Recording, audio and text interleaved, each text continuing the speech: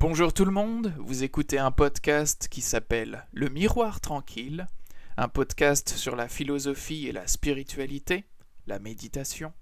Vous me rejoignez aujourd'hui pour la deuxième partie du double épisode qui s'intitule « S'entendre à l'ère du numérique ». L'épisode précédent, c'était « S'entendre soi-même », c'est-à-dire examiner en pleine conscience sa propre activité interprétative, la façon dont on interprète les propos d'autrui, repérer les habitudes de pensée qui peuvent nous faire mal comprendre autrui. Aujourd'hui, ce sur quoi va se concentrer cet épisode est un peu différent. C'est la continuation du même sujet, mais j'aimerais plutôt l'appeler s'entendre à l'ère du numérique dans le sens de s'entendre les uns les autres, et on se concentre plutôt sur la façon dont la société est organisée et quels obstacles certaines architectures posent à la communication entre nous, notamment les réseaux sociaux. C'est principalement à ça que je pense quand je parle de l'organisation de la société ici. Et je m'étais dit qu'une autre façon de différencier ces deux épisodes, de ce double épisode, c'était que le premier, c'était un petit peu « talking past each other », qui est l'expression anglaise pour dire mener deux discussions distinctes au même moment sans s'en rendre compte. Enfin, c'est pas nécessaire qu'on s'en rende pas compte, mais je pense que c'est souvent le cas.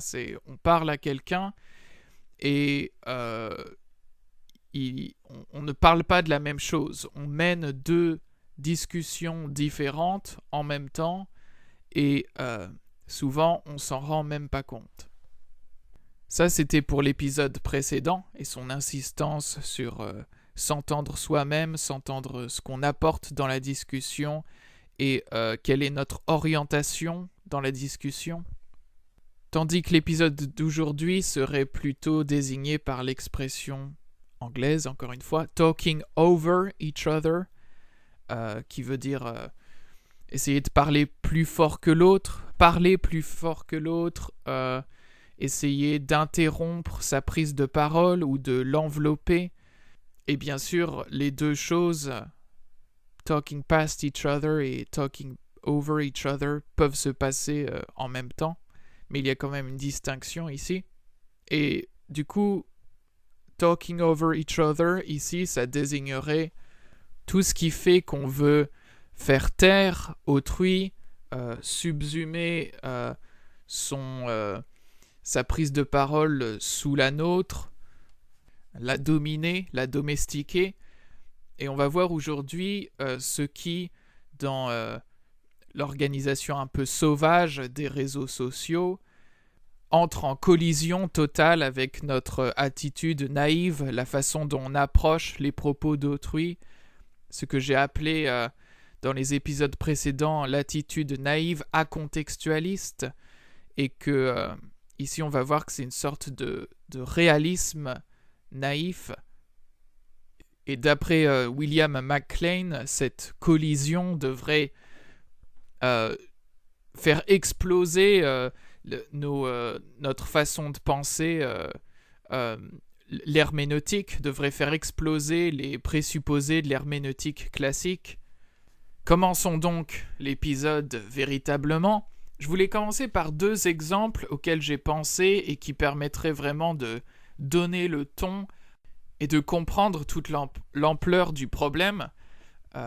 Premièrement, j'ai vu ces vidéos sur YouTube où il y a un humoriste qui fait un spectacle, peut-être un one-man show, et ce que beaucoup de gens ne semblent pas savoir, c'est que lorsque la production est assez modeste, le public n'est pas bien enregistré, le public n'a pas vraiment de micro. Il y a un micro pour l'humoriste, mais il n'y a pas vraiment de matériel d'enregistrement de bonne qualité pour le public. Et ça, quand on ne le sait pas, ça peut vraiment influer sur... Et même quand on le sait, ça peut vraiment changer notre interprétation de ce qu'on voit dans cette vidéo, parce que on n'entend pas les gens rire aux blagues, peut-être que ça nous influence pour penser que les blagues ne sont pas drôles, ou alors ça nous influence pour penser que le public est trop stupide pour comprendre les blagues.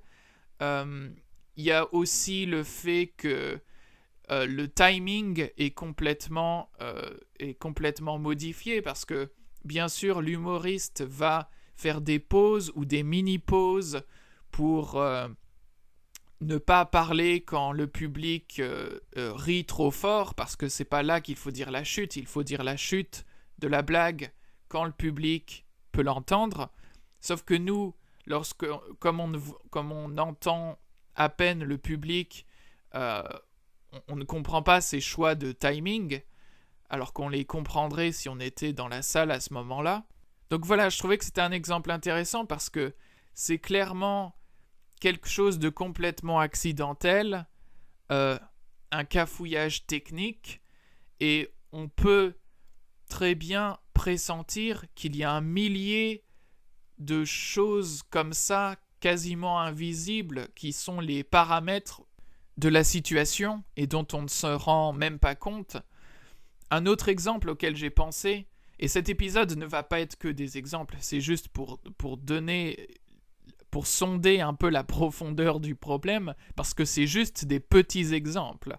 Il doit y avoir des milliers de choses comme ça. Donc le deuxième exemple, c'est le fait que, certains ne le savent pas, que les titres d'articles ou les titres de livres, souvent, ne sont pas choisis par les auteurs de l'article ou du livre. Ils sont choisis, au mieux c'est un compromis entre l'auteur et ceux qui s'occupent du marketing ou de la publication ou ce genre de choses.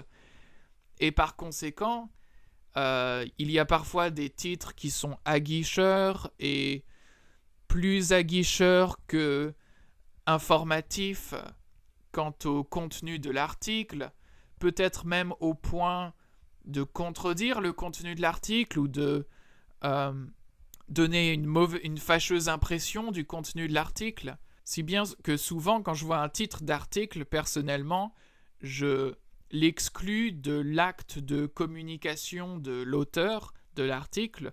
Je me dis, c'est sûrement pas lui qui a choisi l'article, donc je vais pas lui en tenir rigueur. Peut-être qu'on devrait, je sais pas, peut-être qu'on devrait reprocher aux auteurs de céder les droits à cet égard. Mais en tout cas, ce petit exemple, ça donne vraiment quand même une petite idée de toutes les choses auxquelles on pense pas et qu'on va interpréter comme partie prenante de la communication d'un auteur, parce que souvent c'est comme ça qu'on interprète les textes. Personnellement, quand j'imagine toute la complexité invisible ou quasi invisible qu'il doit y avoir comme ça, je me dis que c'est mieux de suspendre son jugement ou de ralentir son jugement, ça serait déjà bien. Mais dans une certaine mesure, on peut s'informer, et je vais, en m'appuyant sur la même dissertation que la dernière fois, essayer de baliser certaines voies à explorer pour faire ce travail. Comme dans l'épisode précédent, je m'appuie toujours sur la dissertation qui s'appelle Network Hermeneutics, Interpretation of Text as Social Practice and Performance in the Age of Digital Media, écrit par William McLean. Du coup, par rapport à ce que je viens juste de dire sur l'organisation de la société, il y a cette citation de la dissertation que j'aimerais traduire. Je vais le traduire à vue et je vais paraphraser sûrement là où je n'arrive pas trop à traduire rapidement. Ouvrez les guillemets.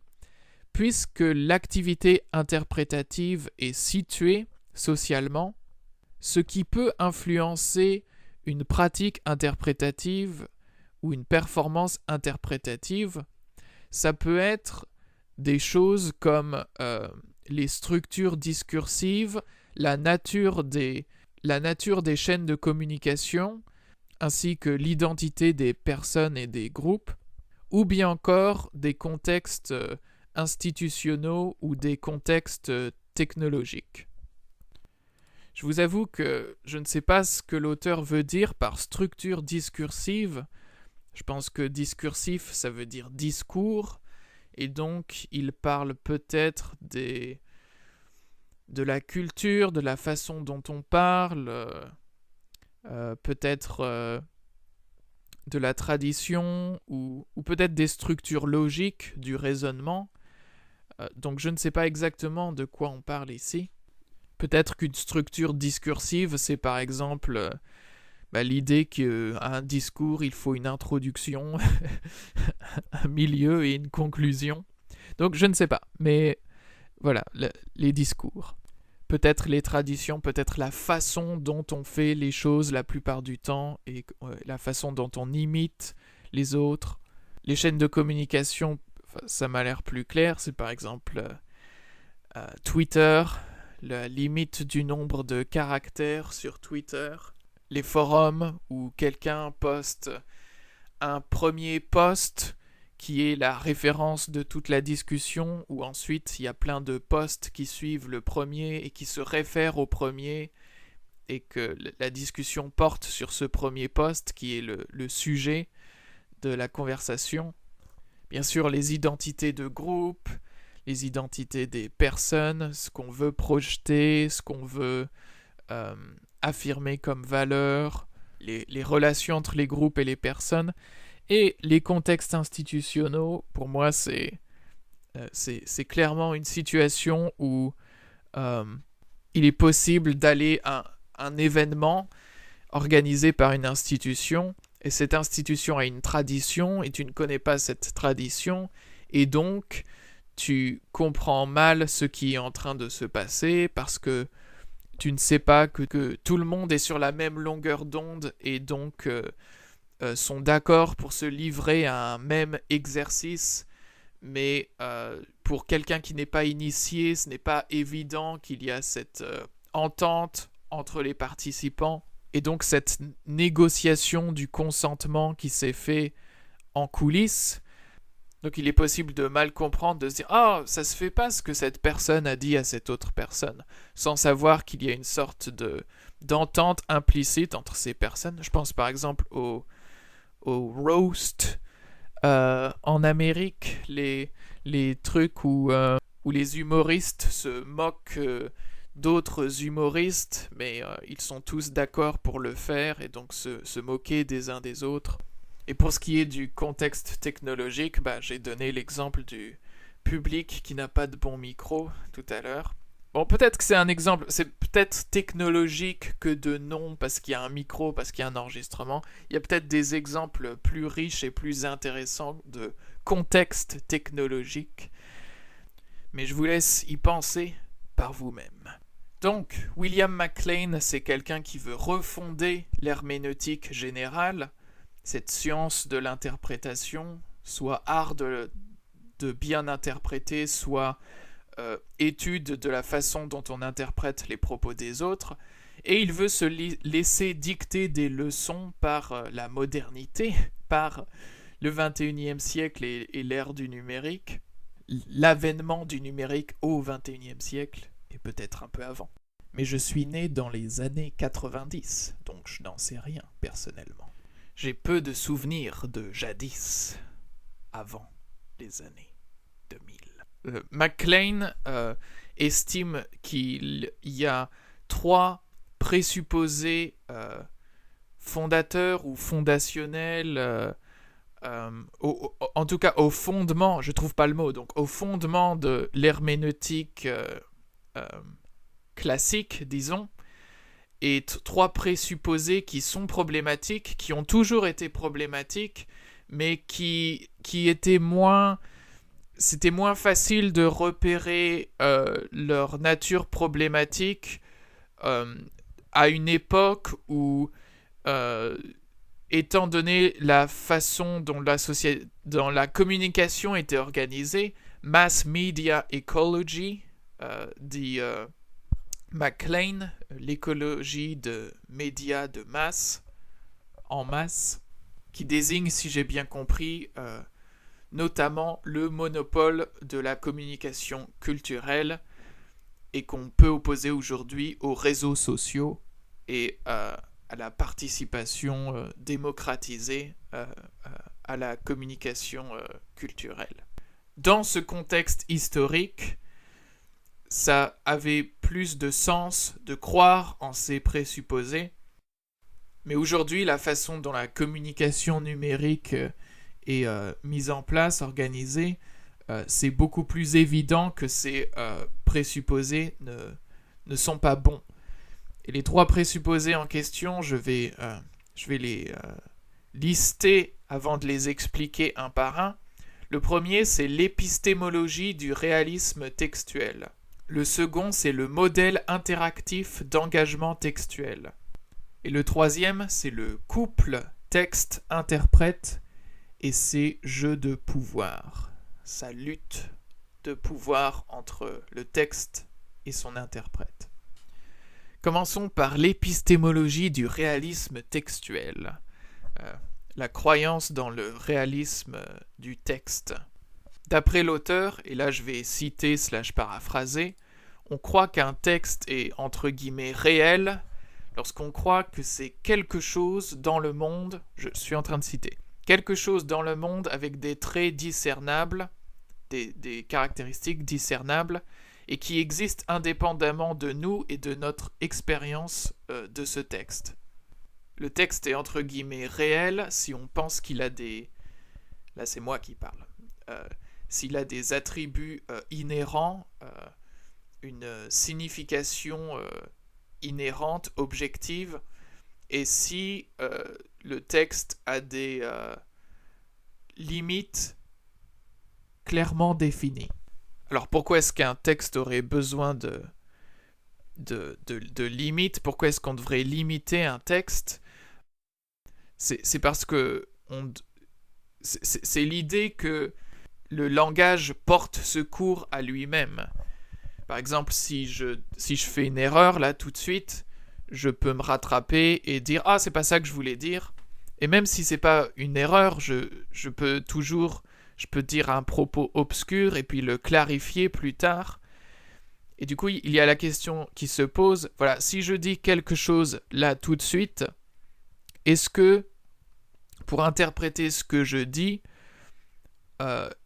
est-ce qu'on peut considérer que l'épisode précédent de mon podcast peut aider à clarifier ce que je suis en train de dire là? Et si c'est le cas, ou si ce n'est pas le cas, pourquoi pas un autre épisode de mon podcast?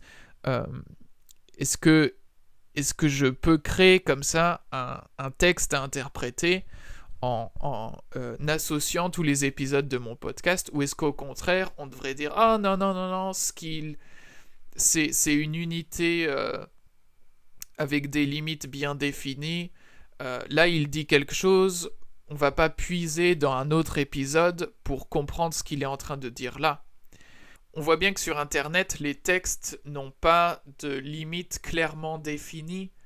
Chacun a sa propre idée de ce qui compte pour aider à clarifier le propos, pour que l'auteur puisse convoquer certains de ses autres propos pour secourir ou soutenir ce qu'il est en train de dire là, pour clarifier ce qu'il est en train de dire là.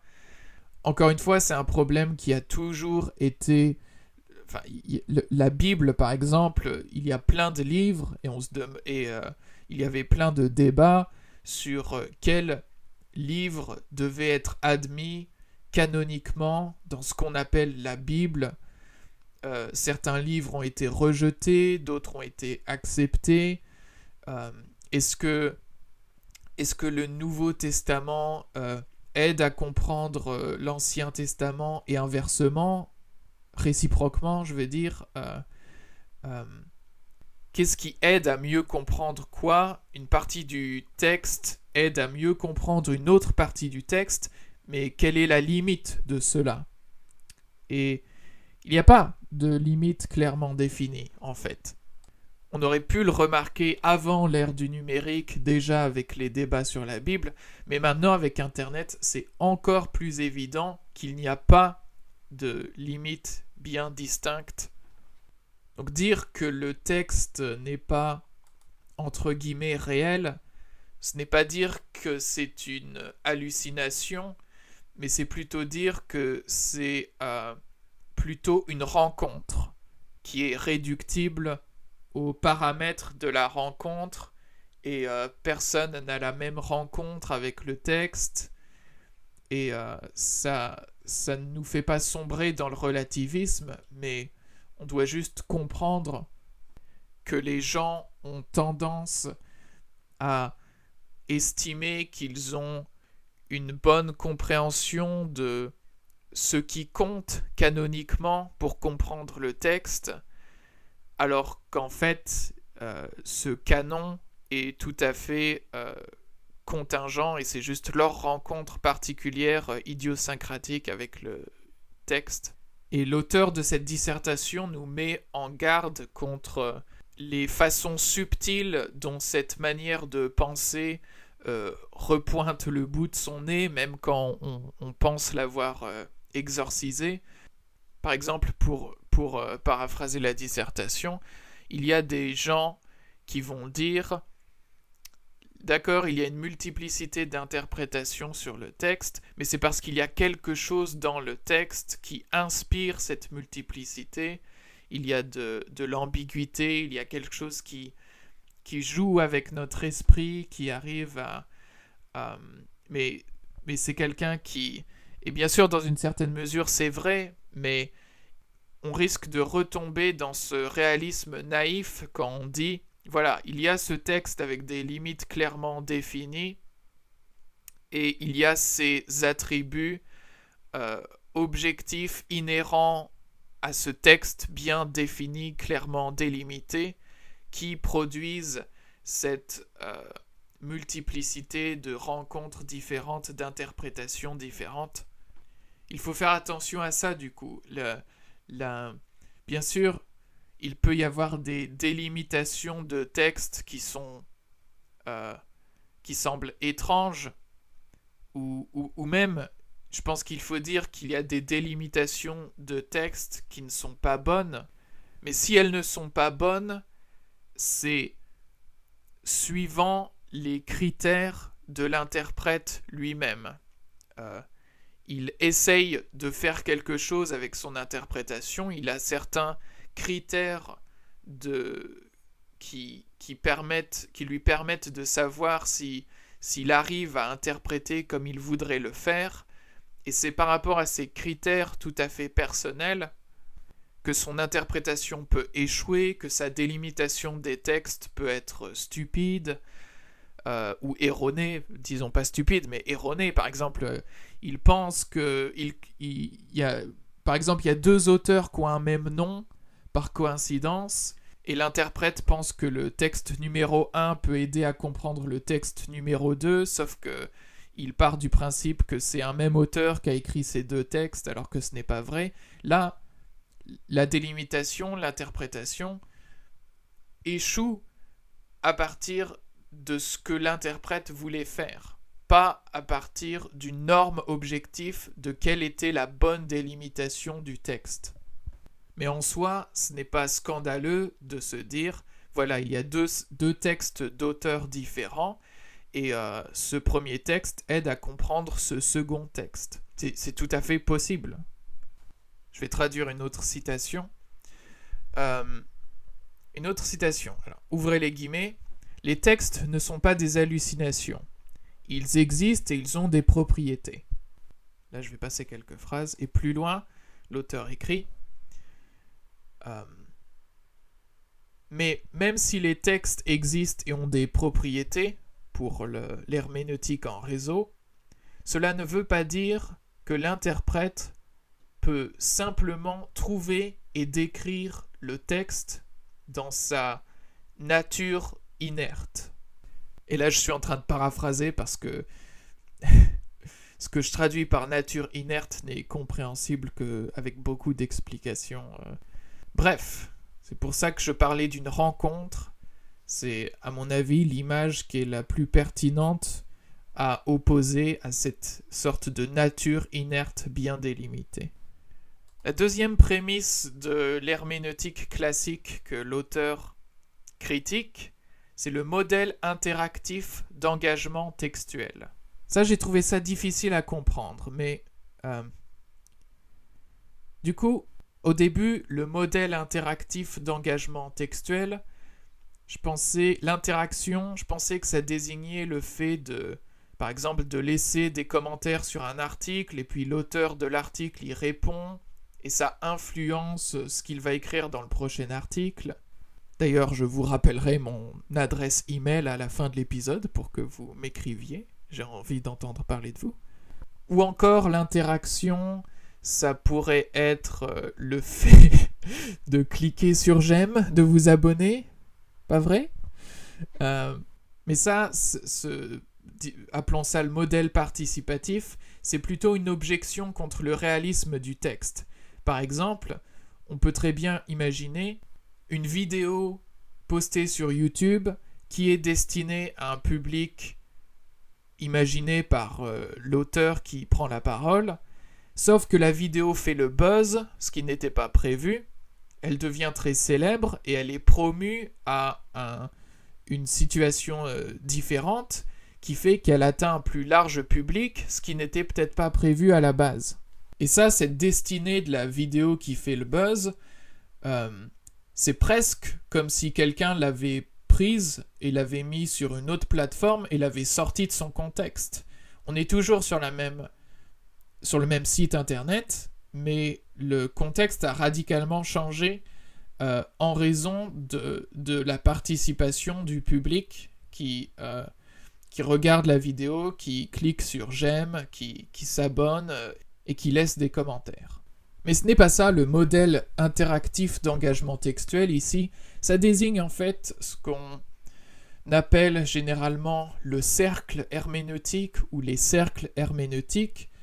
Il y en a plusieurs, notamment l'idée que une partie du texte nous permet de comprendre le tout et réciproquement, le tout du texte nous permet de comprendre une partie. Et donc peut-être que vraiment, littéralement, on fait un va-et-vient entre les deux. Peut-être que c'est ça l'idée. En tout cas, ça c'est un exemple de cercle herméneutique. La partie permet de comprendre le tout et le tout permet de comprendre la partie. Et ce n'est pas un cercle vicieux, ça décrit la compréhension progressive d'un texte. L'autre cercle herméneutique proposé ici, c'est entre la sensation et l'attente. Je trouve que c'est... je cite, et je trouve ça assez bizarre comme formulation, mais généralement la façon dont je l'entends formuler, c'est que on a des attentes, on a des préjugés par rapport au texte, et puis on rencontre le texte tel qu'il est, et nos préjugés sont soit infirmés, soit confirmés.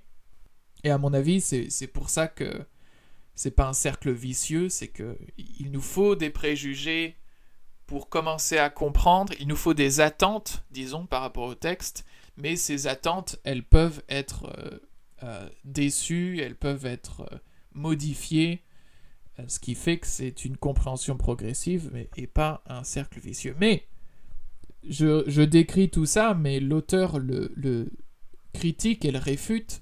Déjà, on peut remarquer que tout ça, ces cercles herméneutiques, ça suppose le réalisme textuel. Il n'y a pas de tout sans un tout bien défini. Il n'y a pas de partie sans des limites à ce tout du texte. Mais à part ça, à part cette façon d'attaquer le deuxième prémisse qui en fait juste réitérer l'attaque du premier présupposé, à part ça, MacLean développe des arguments que j'ai trouvé ça assez complexe à comprendre. Peut-être qu'une fois que je vais le dire tout haut, ça sera simple, mais son idée, c'est que s'il s'agit vraiment d'étudier la façon dont les autres interprètent, ce qui se passe dans leur boîte noire, dans leur esprit auquel on n'a pas accès, si on veut comprendre comment une interprétation se forme dans leur esprit, que l'on présume être un processus que l'on présume être ces cercles herméneutiques, alors il faudrait connaître le texte objectivement pour pouvoir savoir comment celui-ci influe sur ce qui se passe en secret dans cette boîte noire de l'esprit de l'interprète, il faudrait, et là je traduis la dissertation, ouvrez les guillemets, l'herméneutique textuelle, dans ce cas-là, doit être capable de définir les attributs du texte grâce à une pratique interprétative correcte de ce texte, la bonne interprétation de ce texte, pour ensuite la comparer aux interprétations incorrectes des autres. Donc c'est une opération de soustraction en fait. On soustrait, on fait une soustraction et ce qui reste, c'est tout ce qu'il y a d'idiosyncratique dans l'approche de l'interprète qu'on étudie. Il n'y a rien de plus idiosyncratique que ces erreurs qu'il doit corriger pour s'élever à l'universalité de la vérité. Et le problème dans tout ça, c'est que l'interprète ou celui qui veut étudier les interprétants est lui-même un interprète, ce qui ne nous condamne pas au relativisme et à l'idée que la vérité n'existe pas, mais ce qui, d'après MacLean, nous oblige à admettre que pour qu'une connaissance soit objective, elle inclut l'explicitation du point de vue et des instruments qui ont donné naissance à ce savoir. MacLean se dit d'accord avec un penseur qui s'appelle Bohr, B-O-H-R, j'imagine que je le prononce mal, désolé. Et MacLean rapporte que cet auteur dit que, ouvrez les guillemets, le problème n'est pas que la connaissance est partielle par nature, mais que la connaissance est partielle parce qu'elle dépend des conditions à travers lesquelles ce savoir est obtenu. La connaissance objective est possible, mais seulement si l'appareil de perception est lui aussi considéré comme une partie de ce savoir. Fermez les guillemets, fin de citation.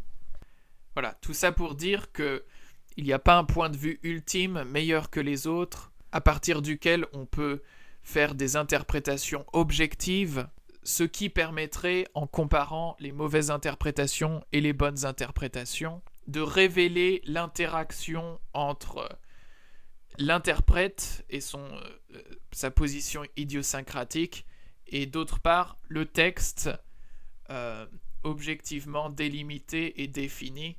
Ce qu'on a vu de toute façon, que ça fonctionnait pas, même sans ces derniers arguments-là, ça tenait pas debout tout seul. Il y a un troisième présupposé critiquable, qui est solidaire des deux premiers, et c'est l'idée de cette lutte de pouvoir entre le texte et celui qui l'interprète. Je ne vais pas trop développer ce point, premièrement parce que je l'ai déjà développé dans l'épisode précédent, même s'il n'était pas trop à sa place. C'était à propos de l'herméneutique du soupçon, cette idée que à une époque où il y avait le monopole des moyens de communication, et dans la mesure où c'est encore vrai aujourd'hui, alors ça avait du sens d'aborder un texte en essayant de deviner, de révéler ses non-dits.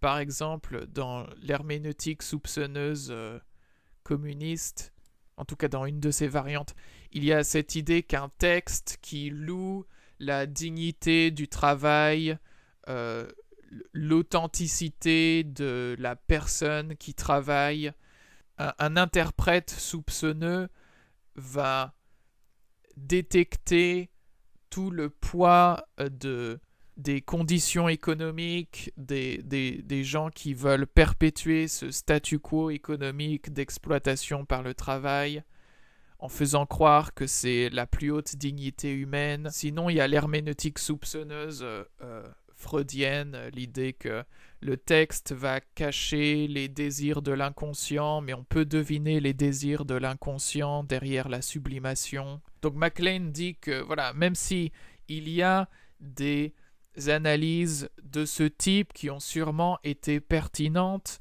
en raison de la façon dont la société est organisée, une certaine hégémonie et monopole, une tradition qui s'oppose à ceux qui se révoltent contre la tradition, les marges contre le centre, tout ça. Ça a été pertinent dans certains cas, c'est encore pertinent aujourd'hui dans d'autres cas, mais le présupposé lui-même qu'il y a une lutte entre le texte et l'interprète qui essaie de faire valoir une vision du monde différente, ce présupposé suppose le réalisme textuel, suppose l'idée d'une interaction entre deux entités distinctes qui seraient le texte et l'interprète. Et sur Internet, les jeux de pouvoir sont bien plus horizontaux dans bien des cas. Il n'y a pas clairement un dominant et un dominé. Il y a tout un tas d'architectures différentes où dans ce contexte, le dominant est dominé. Dans un autre contexte, c'est l'inverse. C'est bien plus complexe que l'écologie de médias en masse. La deuxième raison pour laquelle j'ai dit que je n'allais pas m'attarder sur ce point, mais je me suis quand même un peu attardé sur ce point. La deuxième raison pour laquelle je voulais passer vite fait là-dessus, c'est parce que je me suis rendu compte que depuis 2 épisodes, je critiquais l'herméneutique du soupçon, alors même que ce n'est pas rare que je fasse des critiques soupçonneuses de type nietzschéenne, où j'interprète des propos en essayant de faire voir que ces propos sont sous-tendus par une fatigue et un ressentiment et un égocentrisme qui est assez flagrant. Et donc j'ai l'impression qu'avant de continuer de parler de ce sujet, il faut que j'y réfléchisse et que je comprenne vraiment quelle est ma position par rapport à tout ça. Je pressens que la solution à cette apparente contradiction, c'est peut-être que je suis allergique aux herméneutiques du soupçon qui se font à une échelle macro-sociale. J'ai la dissertation de MacLean sous les yeux et là il parle, je cite, de facteurs macro-sociaux comme le contexte économique et politique ou l'idéologie hégémonique dominante. Donc ça c'est pour le macro-social. Et il y a l'échelle plus microscopique, qui est celle de la psychologie individuelle et des relations interpersonnelles. Je suis en train de lire le texte. MacLean, lui, veut se situer entre ces deux échelles, entre le macro et le micro.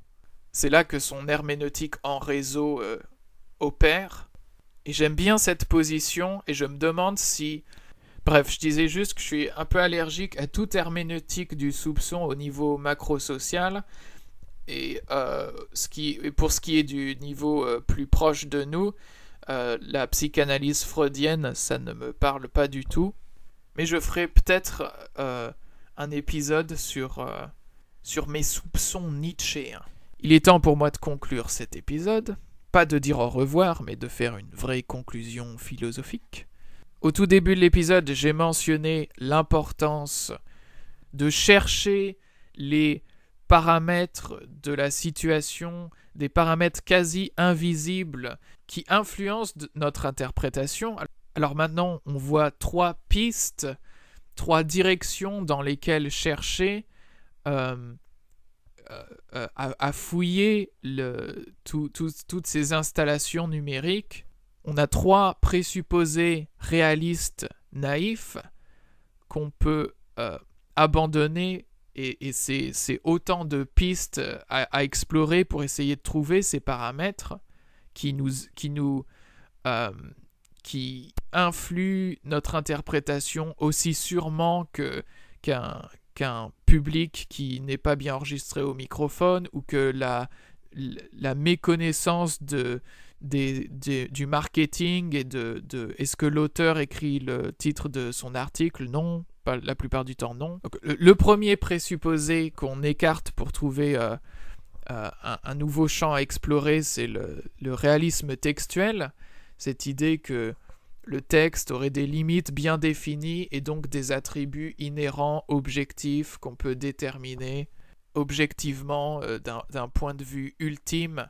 Ça, une fois qu'on abandonne ça, on peut se dire « Ah oui, d'accord, je suis en train d'interpréter un texte et j'ai cette impression de qu'est-ce qui est canonique, qu'est-ce qui n'est pas canonique pour venir secourir ou éclairer le propos que je suis en train de lire. Est-ce que l'épisode 1 vient secourir l'épisode 2? Est-ce que l'épisode 3, par contre-coup, rétrospectivement, vient éclairer l'épisode 2? Et pourquoi pas un autre canon? Pourquoi pas...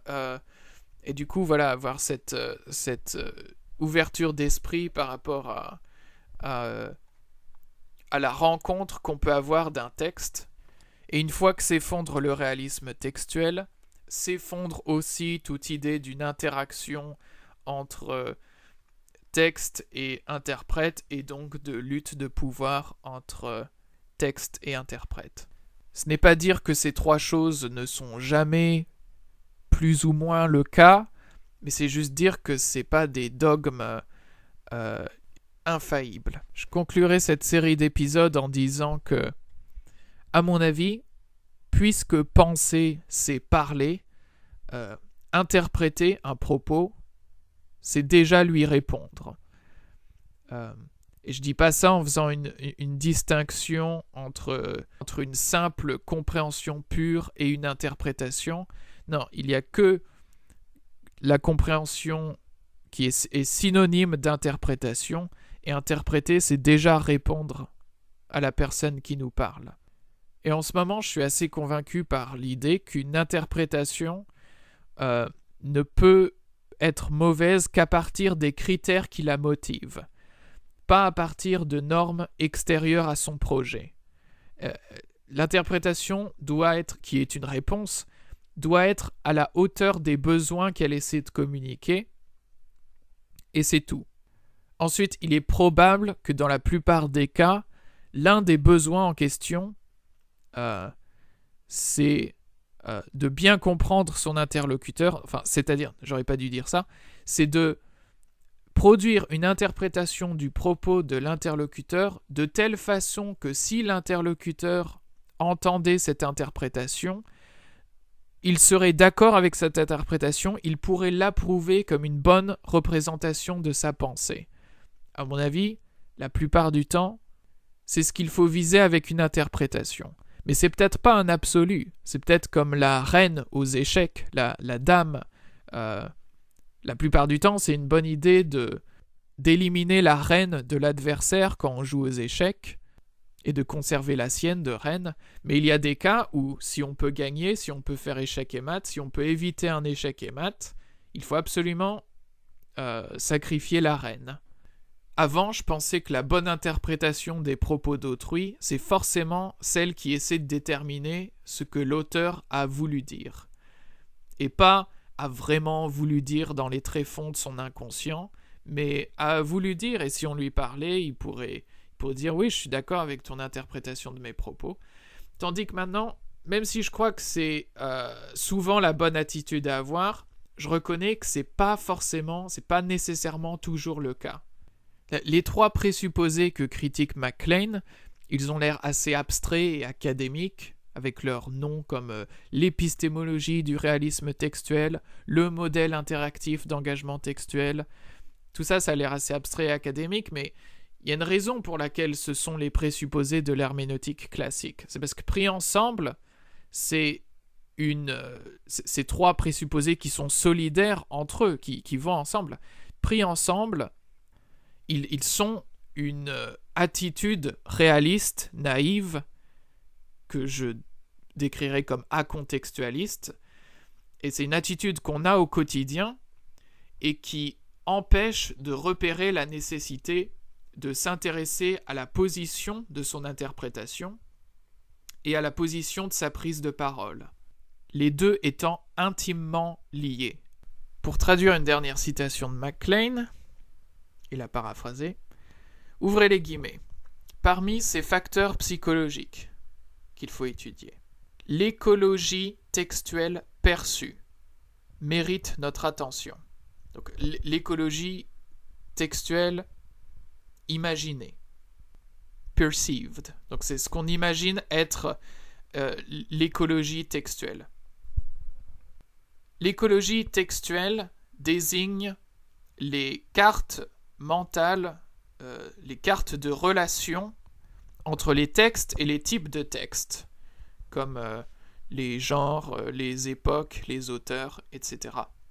Et comment ces relations sont ensuite référées au monde social, ou plutôt non, surimposées sur le monde social, connectées au monde social par surimposition. Je suis vraiment d'accord que ça mérite notre attention. Que dit comme ça a l'air tellement académique et abstrait et peut-être obscur pour certains. On peut même avoir l'impression que c'est très littéraire parce qu'on parle de texte et de genre et d'époque et d'auteur. Donc on a l'impression, on imagine un livre, on imagine de l'encre sur du papier ou des pixels noirs sur la page blanche. Mais ça, l'écologie textuelle, la façon dont on l'imagine, la façon dont on la projette sur le monde social, c'est un facteur psychologique qui détermine le parti politique auquel on va souscrire, parce que texte, c'est juste des propos, c'est pas forcément un livre. Un texte, c'est une prise de parole, c'est des propos, une idéologie, et tout ça, ça détermine de ce que l'on croit être le meilleur usage de notre temps, de notre prise de parole, sur quoi on devrait insister. Je suis persuadé que ça détermine ce sur quoi les gens vont se concentrer, dépenser leur temps, leur argent, leur salive pour prendre la parole. C'est ce qui décide de s'ils vont rejoindre un groupe terroriste ou alors une secte. Je trouve vraiment pas ça difficile à imaginer. Quelqu'un qui a un certain type de souffrance dans sa vie et qui regarde autour de lui et qui dit « Ah, personne n'en parle, et qui trouve un groupe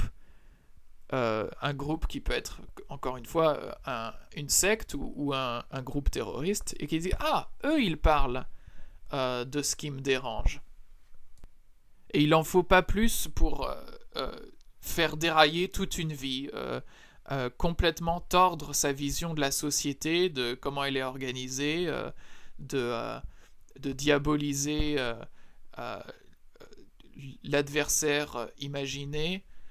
Donc oui, ça semble très littéraire, mais ça ne l'est pas. C'est au fond de se demander comment communiquer ses besoins et comment communiquer avec les autres et comment comprendre leurs besoins à eux. Voilà, c'est tout pour cet épisode. Merci de m'avoir écouté. Vous pouvez me joindre à l'adresse mail suivante, le miroirtranquille@outlook.fr. Ça me ferait très plaisir d'entendre parler de vous, savoir ce qui vous intéresse, ce qui occupe votre esprit. Mais pour le moment, je dois vous dire